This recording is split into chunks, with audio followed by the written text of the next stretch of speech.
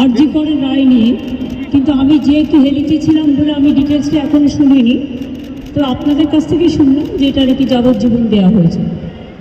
এটা আপনাদের কাছ থেকেই প্রথম আমি শুনলাম। আমার রিঅ্যাকশন ইজ ভেরি ক্লিয়ার। আমরা প্রথম দিন থেকেই ফাঁসির দাবি করে এসেছিলাম এবং আজকেও আমরা সেই দাবিতে অটুট আছি। কিন্তু আদালতের রায় ন্যাচারালি এখন সবাই মিলে কি বলবেন আমি জানি না, বাট আমার কথা আমি বলতে পারি বা আমার দলের বক্তব্য যেটা হচ্ছে, আমরা 3টে কেসে আপনারা দেখেছেন 54 দিন থেকে 60 দিনের মধ্যে আমরা ফাঁসি অর্ডার করেই দিয়েছি। কিন্তু আমি জানি না এটা একটা সিরিয়াস কেস এবং এটা নিয়ে ফাঁসি দাবি আমাদের সবার ছিল। সেক্ষেত্রে বিচারের রায় নিয়ে আমি আমার কথা বলতে পারি।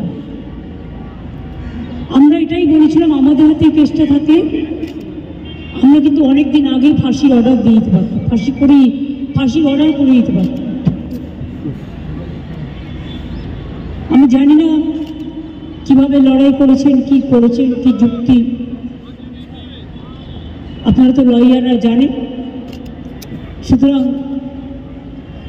ডিটেলসটা তো আমি জানি না, ডিটেলসটা তো সিবিআই করেছে এবং আমাদের হাত থেকে তো কেসটা ইচ্ছা করে কেড়ে নিয়ে চলে গেল। আমরা তো বলেছিলাম আমরা যদি করতে না পারি তাহলে আপনারা সিবিআইকে দিন, আমার কোনো আপত্তি নেই, কারণ আমরা চাই বিচার হোক।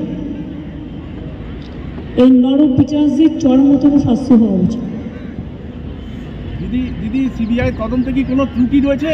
আমি সব বলতে পারবো না, কিন্তু আমি এখনো আপনিও লয়ার, আমিও অ্যাজ এ লয়ার আমি এ কথা বলছি যে আমি তো ডিটেলস কাগজপত্র দেখিনি, but I am not satisfied. কারণ আমি ফাঁসি হলে অন্তত মনকে সান্ত্বনা দিতে পারতাম।